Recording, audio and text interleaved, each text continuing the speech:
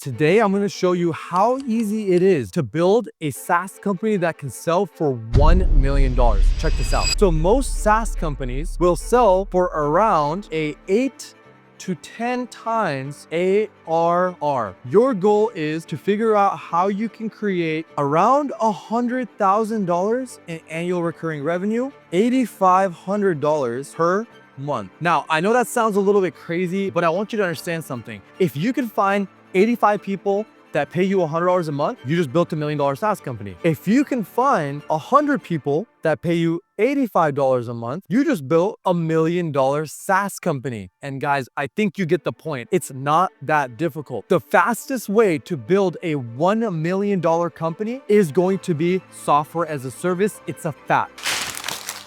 And now I'm going to teach you how you could build $1 million SaaS company. My name is Shah.siddiki, and in the last 10 years, I've built 4 companies which did $9.5 million in revenue just last year. And my newest ventures all include software as a service. And today I'm going to give you the exact breakdown on how you can build a $1 million SaaS company. Let's get right into it. Step 1, you either have to look at the problems that you personally have in the industry in which you are in. So for example, you might be in automotive. So you might run a body shop, for example. That's exactly what I was doing. Or you might be a restaurateur. So you might be somebody who owns restaurants. You know a million problems that you have in your company itself. So that might be where you want to start. If you have these problems, chances are others do too. Now, let's say that you're not in an industry. There's another really simple way that you could figure out how to create the next best SaaS software, and that is by focusing on an avatar. What's an avatar? An avatar is the type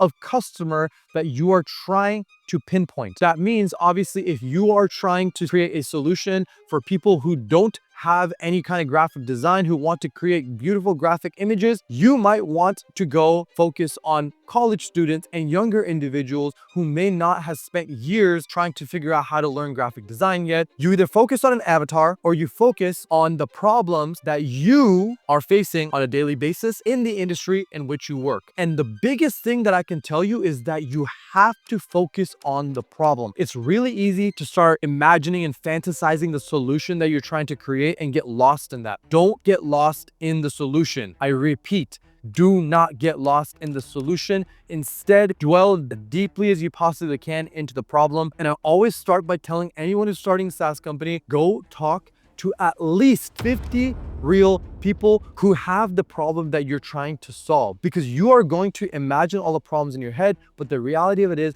even if you're in the industry, guys, I started an auto body shop software while owning an auto body shop for several years. The solutions that I came up with were great for me, but not necessarily for every other body shop out there. I implore you to go out and spend as much time as you possibly can before you even put a single thought down on paper in terms of what the solution is going to be on solving the problem. So really quickly, let's talk about the avatar and how you could find the right avatar. Let's move on to step 1B, which obviously breaks down the desired avatar to the day-to-day problems to the potential solutions. So let's talk about my company, Impactify, which is a communications platform for body shops to be able to connect with their customers quickly and easily. So my desired avatar was really simple: body shop owners. And today I'm here trying to help you make sure you don't make the same mistakes that I made. So I made a big mistake where I only spoke to about 10 different body shop owners, and I took their word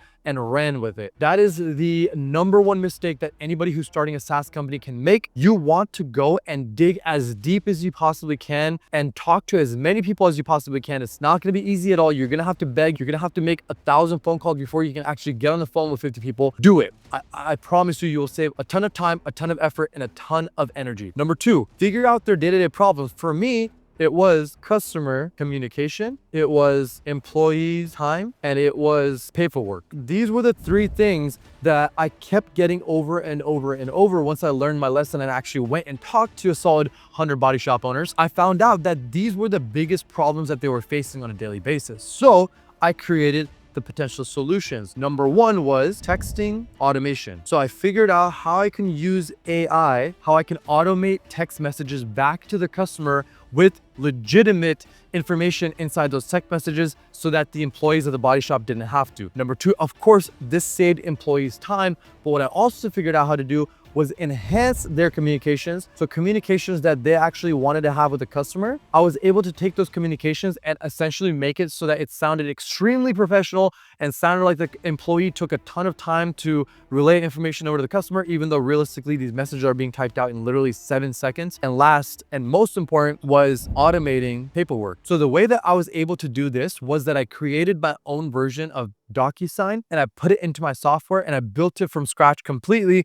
And I did it in a way where they don't have to sign up for DocuSign and then our software and another software. And pretty much I took 2 to 3 different softwares, including that company phone that all of these people have to hold in their hands all day, and put it all into one application. Now, one of the biggest advices that I can give you when you're thinking of this is do not build a vitamin, build a medicine. So whenever you have a headache, what do you reach for? Do you go start popping vitamins? No, you don't do that, right? What do? You go straight to the Tylenol, you go straight to the Advil. Why? Because it cures that headache. You want to create a medicine. So this version of Impactify that I created was in fact a medicine. And I'm going to tell you how this easily could have ended up a vitamin. The paperwork, I could have created an integration with DocuSign. Instead, I created a direct implementation of my very own version of DocuSign within my software. And again, that made it so that you don't have to go make a separate account with DocuSign and do a bunch of other things on a different website. So that's why Impactify is a medicine, not a vitamin. And I highly recommend that you deeply analyze whether your software is a vitamin or a medicine before you ever try to start making it come to life. So moving on now to step number 2, guys, there's no need